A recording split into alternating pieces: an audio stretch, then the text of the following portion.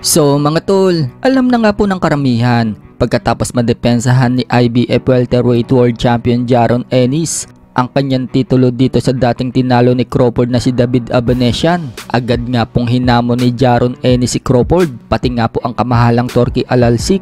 Interesado din na paglabanin si Jaron Ennis at Crawford. Subalit mukhang wala pong interes na labanan ni Crawford si Jaron Ennis. Ayon kasi sa latest na pahayag ni Crawford mga tol, sa sitwasyon umano kasi niya ngayon, naghahanap daw siya ng laban na may pinakasaysay. At hindi daw yan laban kay Jaron Ennis, kundi ang boksingerong tinutukoy umano niya. Walang iba kundi si undisputed super middleweight world champion Canelo Alvarez. Yan daw ang makapagbibigay sa kanya ng most sense na laban at makakapagpuno ng bank account niya. So talagang desidido mga tol si Crawford na akyatin si Canelo Alvarez sa super middleweight. Kung matatalo nga naman ni Crawford itong si Canelo mga tol, baka siya na ang papalit para maging superstar. Pero kailangan tumalo ng dalawang dibisyon ni Crawford mga tol para makaharap niya si Canelo. Sa ngayon kasi mga tol, sa super welterweight lalaban si Crawford. Sa katunayan mga tol, may laban siya ngayong August 3 sa WBA super welterweight world champion Israel Madrimov. Kailangan muna ni Crawford na dispatchahin itong si Madrimov bago labanan si Canelo. Sa ibang balita naman mga tol, muli na naman pong nang asar si Vincent Astrolabio sa kapatid at head coach ni Cuadro Alas na si Jason Casimero. Nagpost na naman po kasi si Astrolabio sa kanyang FB. Ito nga po ang pagkakasabi ni Astrolabio mga tol.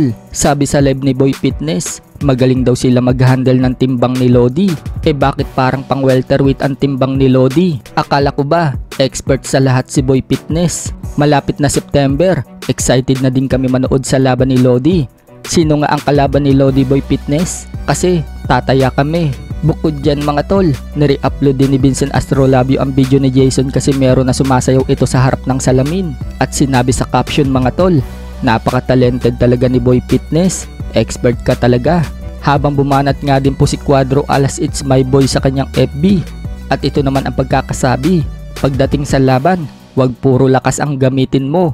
Ito sikreto ko, 30% na lakas ang gamitin mo. 70% diskarte utak ang kailangan sa laban, hindi lakas. Sumagot naman po dyan si Astrolabio mga tol at sinabing tinuruan na naman si Lodi ng bara-bara ni Boy Fitness. Anyari sa katawan ni Lodi Boy Fitness, bakit lumaki yung bilbil niya?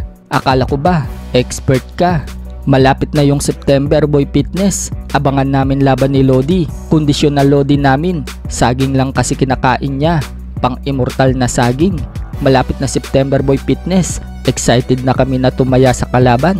Sa iba pang balita mga tol, WBC Bantamweight World Champion at 3 Division World Champion Junto Nakatani matapos nga po madepensahan ng kanyang WBC belt dito kay Pilipino Vincent Astrolabio kung saan tinapos niya sa loob lamang ng first round sa isang body shot.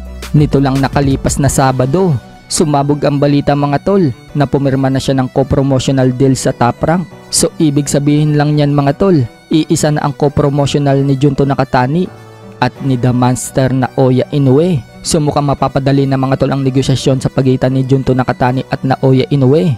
Interesado po kasi itong si Junto Nakatani na makalaban ang The Monster. Pero ang tanong diyan mga tol, paglabanin kaya ni Bob Arum itong si Junto Nakatani at na Oya Inoue?